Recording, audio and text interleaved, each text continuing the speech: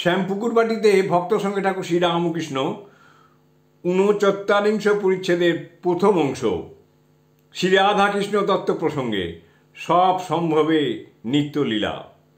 সন্ধ্যা হইয়া গিয়াছে, ঠাকুর শ্রীরামকৃষ্ণের ঘরে আলো জ্বলিতেছে। কয়েকটি ভক্ত ও যাহারা ঠাকুরকে দেখিতে আসিয়াছেন তাহারা সেই ঘরে একটু দূরে বসিয়াছেন। ঠাকুর অন্তর্মুখ, কথা কহিতেছেন না। ঘরের মধ্যে যাহারা আছেন তাহারাও ঈশ্বরকে চিন্তা করিতে করিতে মৌন অবলম্বন করিয়াছেন। কিয়ৎক্ষণ পরে নরেন্দ্র একটি বন্ধুকে সঙ্গে করে আনিলেন। নরেন্দ্র বলিলেন, ইনি আমার বন্ধু, ইনি কয়েকখানি গ্রন্থ রচনা করিয়াছেন, ইনি কিরণময়ী লেখেন। কিরণময়ী লেখক প্রণাম করিয়া আসন গ্রহণ করিলেন। ঠাকুরের সঙ্গে কথা কহিবেন। নরেন্দ্র, ইনি রাধাকৃষ্ণের বিষয় লিখেছেন। শ্রীরামকৃষ্ণ, লেখকের প্রতি কি লিখেছ গো, বলো দেখি। লেখক, রাধাকৃষ্ণই পরব্রহ্ম, ওঙ্কারের বিন্দু স্বরূপ। সেই রাধাকৃষ্ণ পরব্রহ্ম থেকে মহাবিষ্ণু, মহাবিষ্ণু থেকে পুরুষ প্রকৃতি, শিব দুর্গা। শ্রীরামকৃষ্ণ, বেশ। নিত্য রাধা নন্দ ঘোষ দেখেছিলেন, প্রেম রাধা বৃন্দাবনে লীলা করেছিলেন, কাম রাধা চন্দাবলী, কামরাধা, প্রেম রাধা, আরও এগিয়ে গেলে নিত্য রাধা। প্যাঁচ ছাড়িয়ে গেলে প্রথমে লাল খোসা, তারপর ঈষৎ লাল, তারপর সাদা, তারপরে আর খোসা পাওয়া যায় না।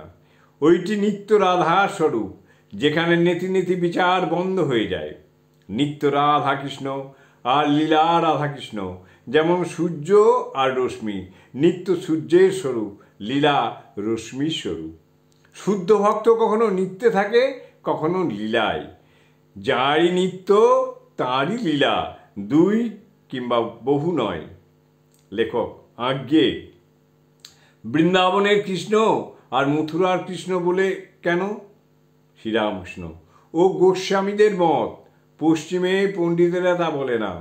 তাদের কৃষ্ণ এক, রাধা নাই। দ্বারিকার কৃষ্ণ ওই রকম। লেখক, আজ্ঞে, রাধাকৃষ্ণই পরব্রহ্ম। শ্রীরামকৃষ্ণ, বেশ, কিন্তু তাতে সব সম্ভবে।